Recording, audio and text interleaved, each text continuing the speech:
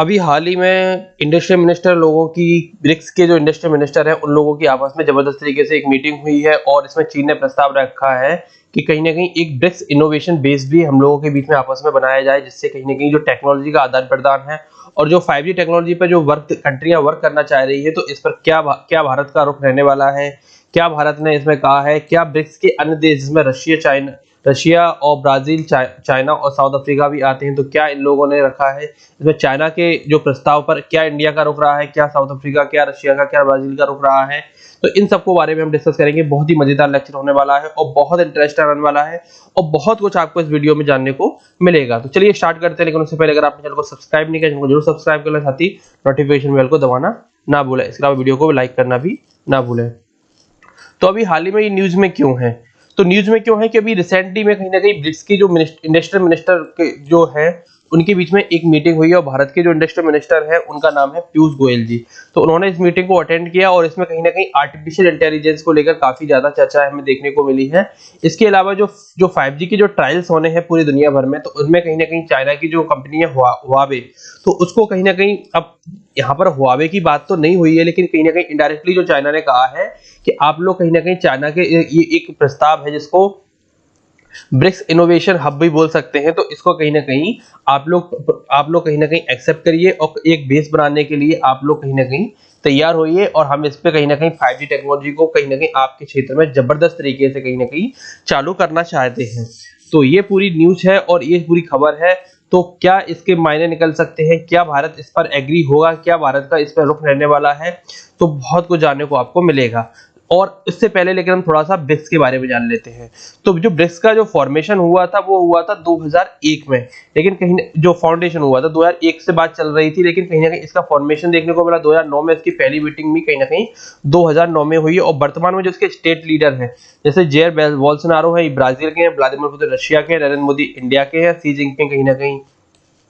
China के और Cyril Ramaphosa south Africa के देखने को हमें मिलते हैं। इसके अलावा एक और खबर है, जो साउथ अफ्रीका है ये कहीं ना कहीं 2009 में नहीं, ये 2010 में भारत कहीं ना कहीं ब्रिक्स में शामिल इसको किया गया था। काफी ज्यादा साउथ अफ्रीका के प्रयासों को देखते हुए 2010 में कहीं ना कहीं साउथ अफ्रीका को भी ब्रिक्स का एक मेंबर बना लिया गया और तब से इसकी लगातार मीटिंग चलती आ रही है। जिनमें कुछ 2014 से हम मीटिंग देखेंगे। 2014 में जो मीटिंग हुई थी वो ब्राजील में हुई थी, फिर इसके बाद 2015 में रशिया में हुई, फिर 2016 में इंडिया में हुई, फिर 2017 में चाइना में हुई, अब 2018 में साउथ अफ्रीका में होगी, फिर 2019 में कहीं ना कहीं ब्राजील में, और 2020 की मीटिंग थी उसको कहीं ना कहीं जो मीटिंग होने वाली थी 21 से 23 जुलाई के बीच में कहीं ना कहीं इसको कहीं ना कहीं पोस्टपोन कर दिया गया है इनफाइनाइट टाइम के लिए, जो कि रशिया में होनी थी। व्लादिमीर पुतिन इसको होस्ट करने वाले थे और कहीं ना कहीं जो 13 मीटिंग होनी है 2021 में, वो कहाँ होनी है, तो वो इंडिया में होनी है और इसको होस्ट कौन करेंगे, भारत के प्रधानमंत्री नरेंद्र मोदी इसको होस्ट करने वाले हैं।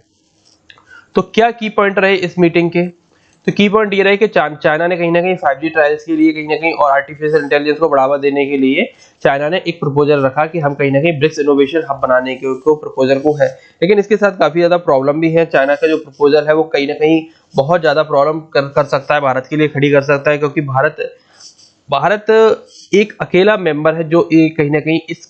जो प्रस्ताव है उसके खिलाफ है। बाकी सारे मेंबर इसके साथ में हैं और कहीं ना कहीं चाइना के साथ टुगेदर वर्क करना चाहते हैं और अपने कहीं ना कहीं सिस्टम को 5G की तरफ ले जाना चाहते हैं और चाइना उनमें जबरदस्त तरीके का इन्वेस्टमेंट करना चाहता है। लेकिन भारत इसके खिलाफ है। क्यों खिलाफ है भारत, क्योंकि आपको पता होगा कि भारत का लगातार चाइना के साथ डोकलाम को लेकर के इश्यू हो, लद्दाख में इश्यू हो, क्योंकि लद्दाख में चाइना ने जो हमारी जो टेरिटरी है उसको कहीं ना कहीं कुछ क्षेत्र को ऑक्यूपाई करके रखा हुआ है और वहां से वो कहीं ना कहीं उस स्टैंड ऑफ को कहीं ना कहीं चाइना पीछे नहीं हट रहा है। इसीलिए काफी ज्यादा चाइना की कंपनियों से भारत के संबंध लगातार इससे चाइना के टाइम पे काफी ज्यादा लो चल रहे हैं। इसके अलावा जो हुआवी का जो भारत में इन्वेस्टमेंट होना है, और चूंकि हुआवी को कहीं ना कहीं अमेरिका भी कहीं ना कहीं क्या कर चुका है, अमेरिका भी इसको पूरी तरीके से अमेरिका में बैन कर चुका है और यहाँ तक कि अमेरिका जो इनकी जो हुआवे कंपनी के मालिक की बेटी थी उनको अमेरिका ने कुछ दिनों के लिए तो जेल में भी डाल दिया था। तो इसको देखते हुए काफी ज्यादा उस टाइम पे अमेरिका के और चाइना के जो बीच में जो ट्रेड वॉर चल रहा है, इसको देखते हुए अमेरिका ने कहीं ना कहीं हुआवे कंपनी पर जासूसी का आरोप लगाते हुए कहीं ना कहीं अमेरिका में इस कंपनी को टोटली बैन कर दिया गया है। तो भारत के लिए काफी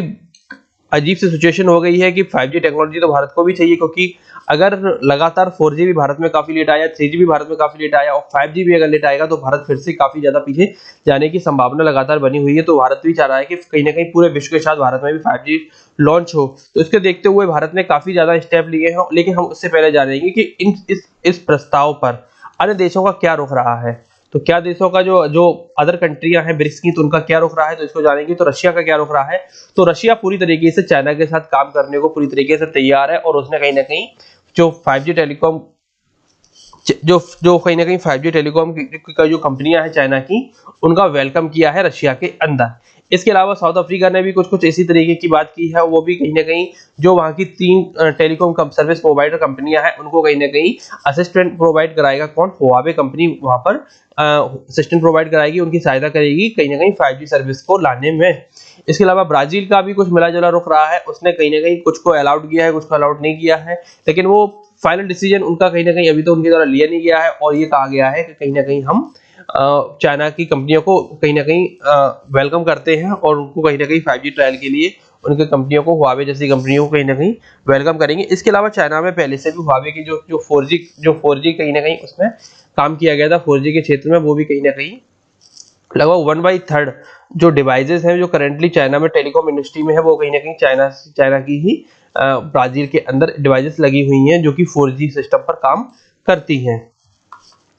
इसके अलावा जो ब्राजील के वाइस प्रेसिडेंट है, उन्होंने भी कहीं ना कहीं हुआवे के बारे में एक जबरदस्त कमेंट देखने को मिला है कि superior capabilities over its rival and does not at sea American company. मतलब अमेरिकन कंपनी कहीं ना कहीं हुआवे के टक्कर में कहीं पर भी खड़ी नहीं होती हैं और कहीं ना कहीं सुपीरियर कैपेबिलिटीज हैं कहीं ना कहीं हुआवे के पास, वो अमेरिकन कंपनीज को टेक ओवर कर सकती है और इंटरनेशनल कंपटीशन में। इसके बाद इंडिया के पास क्या चैलेंज है? इंडिया के पास बहुत सारे चैलेंजेस हैं। अब देखिए हो क्या रहा है कि अभी प्रेजेंट में इंडिया गवर्नमेंट ने चाइना के लगभग 59 ऐप्स को बैन कर दिया गया था, जो कि परमिशन देने से मना कर दिया और 59 जो ऐप है उनको बैन कर दिया। इसके अलावा जो इंडिया ने कहीं ना कहीं चाइनीज कंपनियों को कहीं ना कहीं पार्टिसिपेशन करने की संभावना भी कहीं ना कहीं जो हुआवे की है वो काफी ज्यादा लो बनी हुई है। लगातार चाइना विरोध कर रहा है, इंडिया विरोध लगातार कर रहा है हुआवे कंपनी को हो मुश्किल ही है कि भारत में एक प्रोजेक्ट कंपनी का मिले। इसके अलावा भारत ने अभी 59 ऐप्स को बैन किया है, जो कि काफी अच्छा डिसीजन मान सकते हैं इंडिया के पर्सपेक्टिव, क्योंकि ऐसे कोई खास ऐप नहीं थे टिकटॉक जैसे, जो कि लगातार कहीं ना कहीं जासूसी का काम भारत में कर रहे होंगे। क्योंकि वहां की कंपनियों को क्या है सिस्टम है कि चाइना अगर किसी भी कंपनी से इंफॉर्मेशन मांगती है तो कहीं ना कहीं कंपनियों को इंफॉर्मेशन देनी ही पड़ती है, क्योंकि वहां के लॉज की इस तरीके के बनाए हुए हैं। और इसके अलावा जब टिकटॉक अब चाइना में ही बैन है और भारत में तो बैन होना ही चाहिए था, बहुत ही स्ट्रिक्ट कहीं ना कहीं डिसीजन था। और कहीं ना कहीं बैन जो किया गया था वो कहीं ना कहीं इन्वेस्टमेंट को कम करने के लिए कब किया गया था। इसके अलावा बहुत सारे जो इन्वेस्टमेंट है, बहुत सारी जो कंपनियां हैं वो भी चाइना का इन्वेस्टमेंट को घटा रही हैं। रेलवे ने बहुत सारे प्रोजेक्टों को कैंसिल कर दिया है, चाइना के जो प्रोजेक्ट थे बहुत सारे प्रोजेक्टों को कैंसिल कर दिया गया है। और इसके अलावा काफी ज्यादा प्रोजेक्ट अभी उन पर भी निगरानी का काम चल रहा है और उनको भी आने वाले समय में हो सकता है कि उनको भी पोस्टपोन कर दिया जाए या फिर उनको भी कैंसिल कर दिया जाए। और सबसे बड़ा कारण हुआवे के साथ ये है कि हुआवे की जो कंपनी है वो एक मिलिट्री जनरल की कंपनी है और कहीं ना कहीं मिलिट्री जनरल, और क्योंकि जो चाइना की पीपल लिबरेशन आर्मी है उसके जबरदस्त कनेक्शन है, और जो अमेरिका की जो जनरल की कंपनी है हुआवे, जिसके कहीं ना कहीं ये संभावना जताई जा सकती है कि जो कंपनी अब वो आर्मी की सोच लीजिए, वहाँ की आर्मी जनरल की कंपनी है तो कहीं ना कहीं वो जासूसी का काम कर सकती है बड़े ही आसानी से, इक्विपमेंट के साथ में बड़ी ही आसानी से कहीं ना कहीं किसी का भी डेटा ले जाकर के चाइना की गवर्नमेंट को दे सकती है और उनका कहीं ना कहीं गवर्नमेंट मिसयूज भी कर सकती है। इसके अलावा इंडिया के सामने बहुत ज्यादा चैलेंज है डाटा सिक्योरिटी को लेकर के। 5G का जो डेटा है उसकी सिक्योरिटी कंसर्न बहुत ज्यादा कहीं ना कहीं देखने को मिलते हैं। और कहीं ना कहीं एक बहुत बड़ा रोल निभाया है कोविड-19 ने पूरे विश्व में पूरे के कोविड-19 का क्या बोले,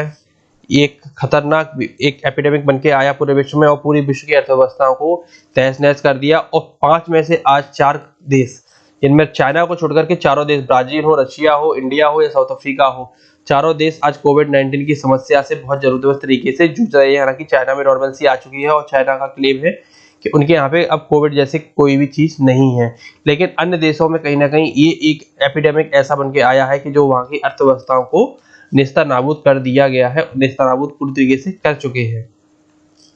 इंडिया के पास अब नेक्स्ट क्या है, नेक्स्ट करने को है, तो कहीं न कहीं लगातार इंडिया यूएस चाइना का ट्रेड बना हुआ है, जिसका कहीं न कहीं भारत कुछ टाइम से लगातार फायदा उठा रहा है। इसके अलावा चाइना ने भी क्या कर इसके अलावा चाइना का न केवल अमेरिका के साथ में है, बल्कि इंडिया के साथ भी बॉर्डर डिस्प्यूट लगातार बढ़ता जा रहा है, जो कि रीजनल क्षेत्र के लिए काफ़ी खतरनाक होता है। इसके अलावा भारत जो कॉम्प्रिहेंसिव इकोनॉमिक पार्टनरशिप है, रशिया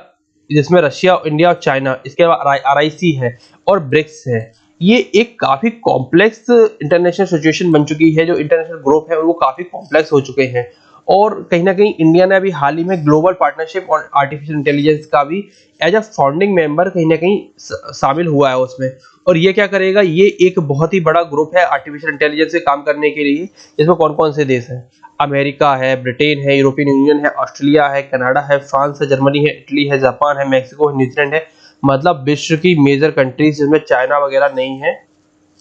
और विश्व की मेजर कंट्रीज हैं, इसमें भारत भी एक फाउंडिंग मेंबर के रूप में कहीं ना कहीं शामिल हुआ है, जिसको GPAI अब बोला गया है, ग्लोबल पार्टनरशिप और आर्टिफिशियल इंटेलिजेंस बोला गया है। इसमें आप देख लीजिए सिंगापुर जैसा है, जहां से सबसे ज्यादा भारत में FDI भी आता है।